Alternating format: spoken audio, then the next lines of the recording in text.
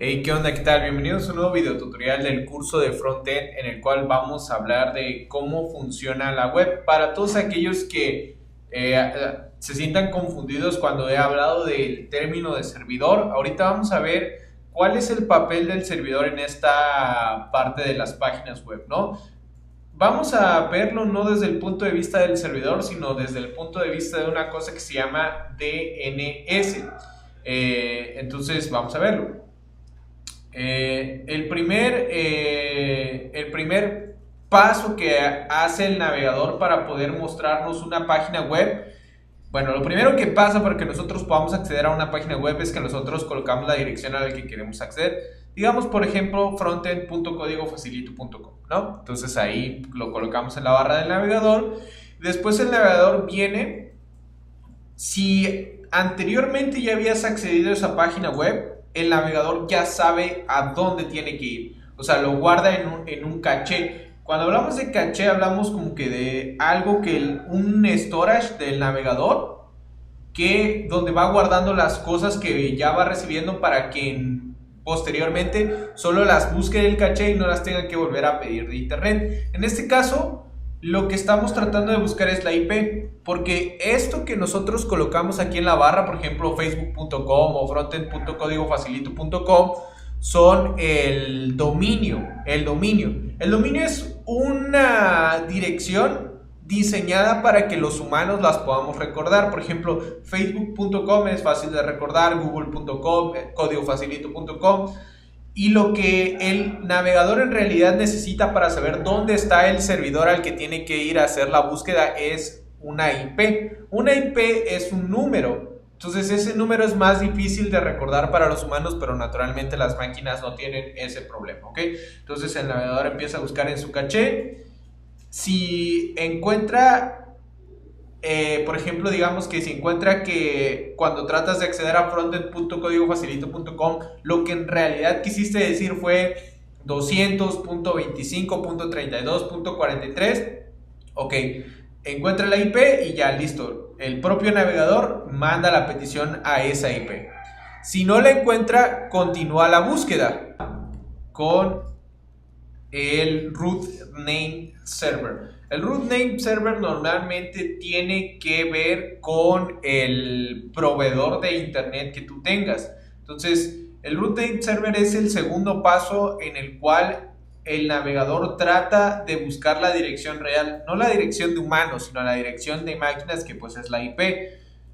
De nuevo, si él lo sabe, si el root name server sabe cuál es la dirección IP para ese dominio, la responde, y si no, pasa al siguiente lugar de búsqueda, que básicamente sería el último paso de búsqueda, y el que siempre va a saber cuál es la IP para un dominio es la autoridad de dominios.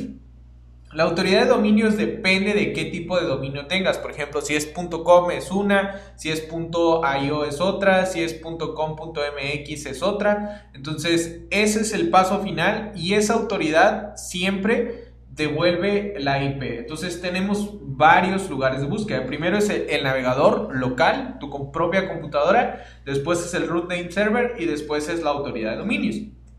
El hecho de que se hagan en varios pasos es para que la búsqueda sea rápida. Es decir, si ya una vez accediste a códigofacilito.com, el navegador guarda la IP y ya no tiene que volver a ir a buscar hasta la autoridad o hasta el root name server.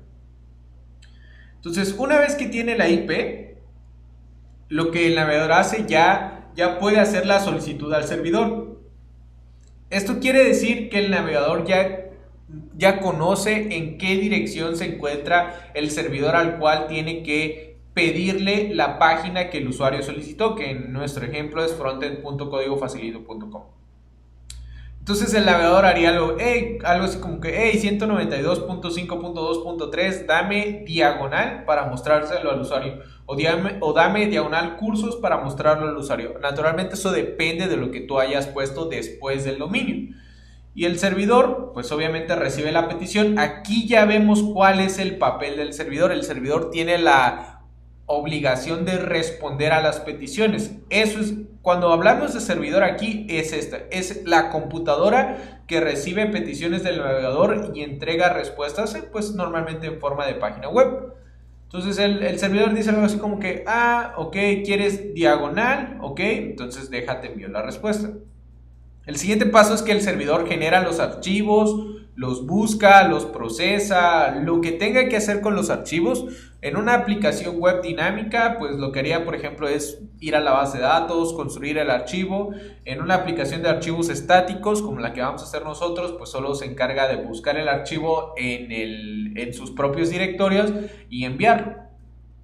El navegador recibe el archivo y eventualmente va solicitando los restantes. Por ejemplo, el navegador podría decir algo así como que, ok, el servidor me mandó index.html, pero dentro de index.html veo que necesito style.css, hamburguesa.png y main.js. Entonces, a partir del primer archivo, que obviamente solicita otros, empieza el navegador a solicitar más y más archivos.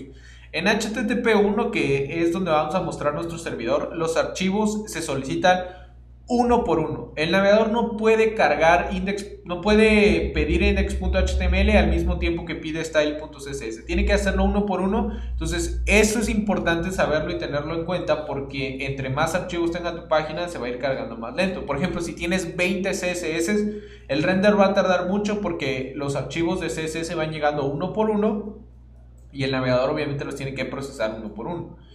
Finalmente, el navegador, ya con todos los archivos, hace el render de la página, procesa el CSS, JavaScript y muestra lo que sea necesario. Entonces, este es el último paso de la forma en cómo estamos viendo cómo funciona el internet en esta presentación.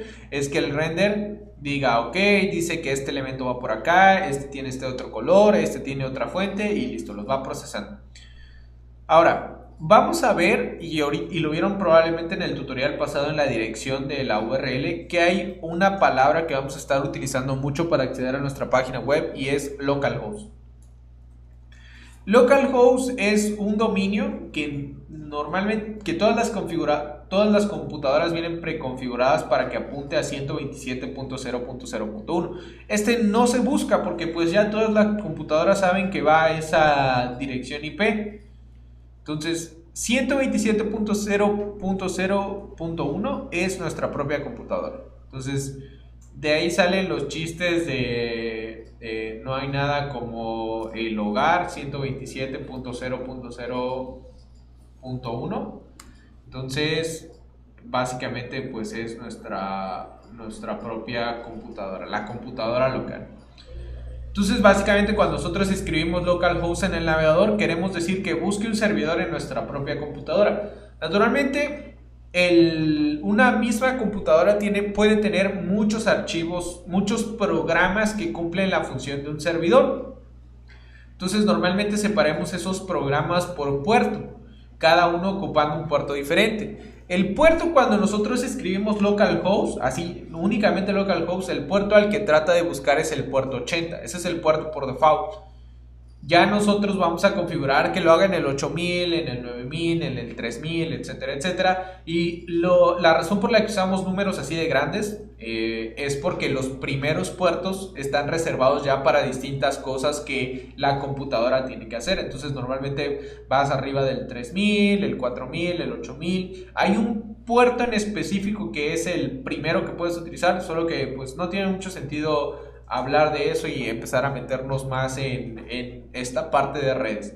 Entonces, básicamente eso es el video tutorial de hoy. Espero que algunas cosas hayan quedado claras. Nos vemos en el siguiente.